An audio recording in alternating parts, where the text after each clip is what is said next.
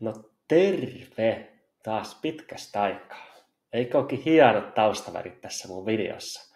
Varmaan joku teistä eksy katsomaankin tätä videota sen perusteella. Ja aika mukaiset tempaava otsikko kanssa tuo X, Y, Z vai A, B, C. Se kertoo varmaan jo kaiken tästä videon sisällöstä. Mutta mulla tuli semmonen pohdinnan aihe taas, mitä mä niinku ihmettelin ja päätin, että jakaa sen kanssa tälleen videon muodossa, vaikka alkuun tästä piti tulla pelkkä Facebook-kirjoitus. Mutta tämä niinku lähtee siitä, että niinku on olemassa erilaisia myrkkyjä, mitä ihminen voi saada nyt vaikka esimerkiksi arsenikkia ja sinappikaasua ja elohopeaa ja mitä kaikkea näitä nyt onkaan sitten. No alkoholia ja sokerikin on lievimmässä päässä myrkkyä ja kaikenlaista. Ja sitten on erilaisia niin kuin haittavaikutuksia sitten näillä myrkyillä.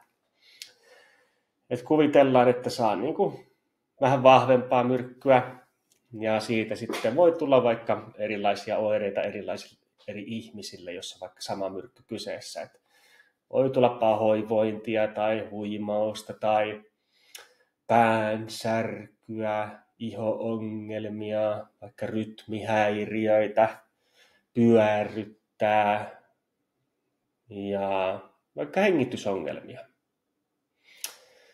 Ja näistä niin kuin myrkyn tämmöisiä niin kuin normaaleja haittavaikutuksia. Ja sitten näistä niin kuin sinänsä yleisesti tunnettuja kanssa. Ja sitten, että okei, no tuosta myrkystä nyt tulee tuollaiset oireet silleen, että se on niin kuin, joo, kyllä. Että myrkyllä on haittavaikutuksensa. Mä ymmärrän tän näin, mutta sitten siinä vaiheessa tämä homma menee mun mielestä vähän katolleen, kun sitten jotkut myrkyt, niin ne sitten nimetäänkin lääkkeiksi. Tai tietyt vaikka myrkkykombinaatiot.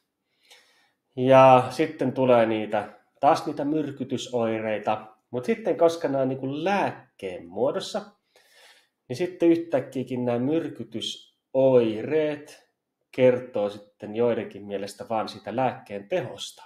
Että nyt on kyllä tehokas lääke kyseessä, koska siitä tulee näin paljon niin kuin vaikeat tämmöiset oireet minulle.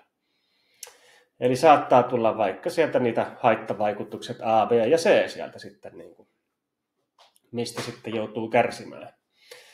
Ja sitten on niin kuin, kumminkin tästä lääkkeestä, tämmöistä ennaltaehkäisevästä lääkkeistä, on se sitten vaikka pillerin tai piikin muodossa, niin sillä sitten pitäisi yrittää niin kuin vastustaa, ettei pääse vaikka se ää ja ö sieltä puskemaan läpi.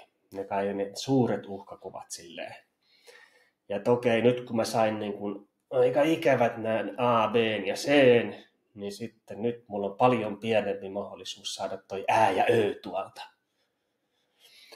Niin sitten tää on mulla vähän mielenkiintoista, kun se ihmisen immuniteetti on kumminkin aika mun mielestä rajallinen, ainakin yleisesti ottaen. Niin sitten kun se immuniteetti joutuu taistelemaan tätä A, B ja C vastaan, kun tulee niitä ikäviä haittavaikutuksia niistä myrkyistä, niin miten sillä olisi sitten niinku mahdollisuudet silleen taistella paremmin tätä äätä ja öötä vastaan?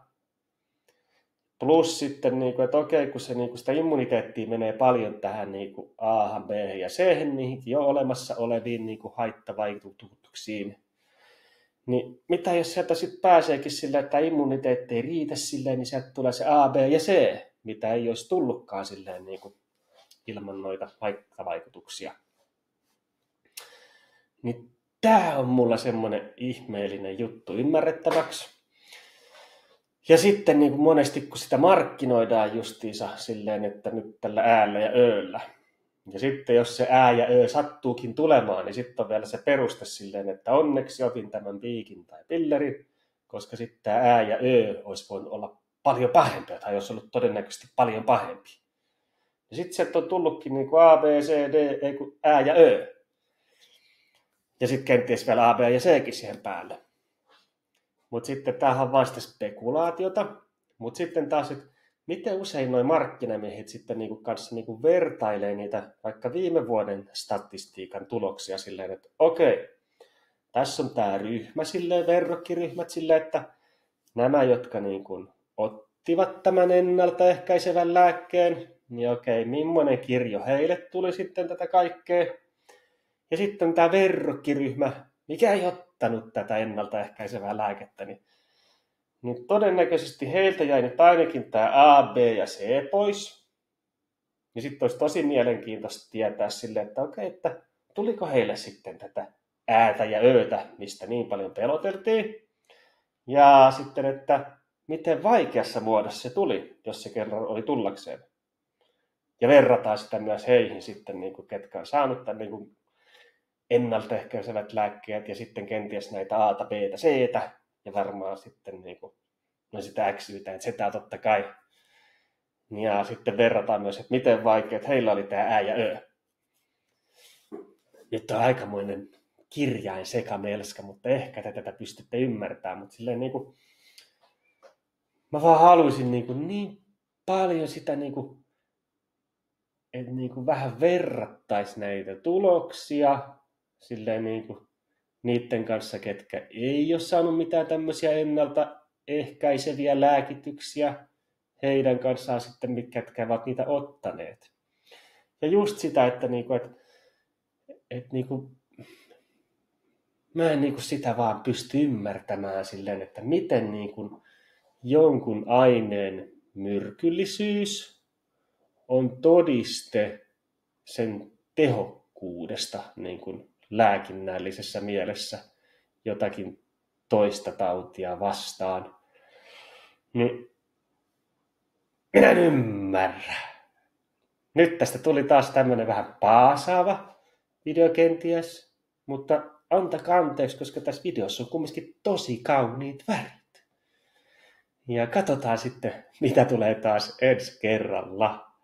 Ja nyt on taas ollut tämmöinen kiva tuokio tehdä videoa, ja mä toivon, että mä saan itsestäni irti ja alan tekemään näitä lisää, koska mulla olisi aika paljon muutakin silleen kenties vähän ei välttämättä värikkäämpää video, mutta silleen semmoista mielenkiintoista antia, mikä kanssa voi pistää ajattelemaan tavalla tai toisella, mutta ihan muista sitten aiheista. Mutta ehkä tälleen samalla perspektiivillä silleen, että otetaan vähän tälleen karrikoidun yksinkertaistetusti näitä. Mutta sitten joskus on tavallaan hyväkin ottaa sille asioita silleen ihan selkeisiin blokkeihin ja silleen, että nämä hahmottaa silleen, että joutuu silleen, että jos ei silleen saa sellaista selkeää perustelua sieltä itselleen rakennettua, että okei, että miksi on vaikka tässä tilanteessa paljon, että miten se voi olla silleen se myrkyn, tai siis sen lääkkeen, ennaltaehkäisevän lääkkeen myrkyllisyys, ne kaikki haittavaikutukset, mitä suuremmat haittavaikutukset siitä saa, niin miten se voi olla se merkki siitä sen tehokkuudesta positiivisessa mielessä. Koska mun mielestä se on tehokkuus kyllä se merkki, mutta ei se ole positiivisessa mielessä, vaan se on enemmänkin siinä negatiivisessa mielessä. Niin tämmöistä minä olen miettinyt. Ja tätä minä en ole oikein ymmärtänyt niinä perusteluina. Jes, kiitos ja moi moi.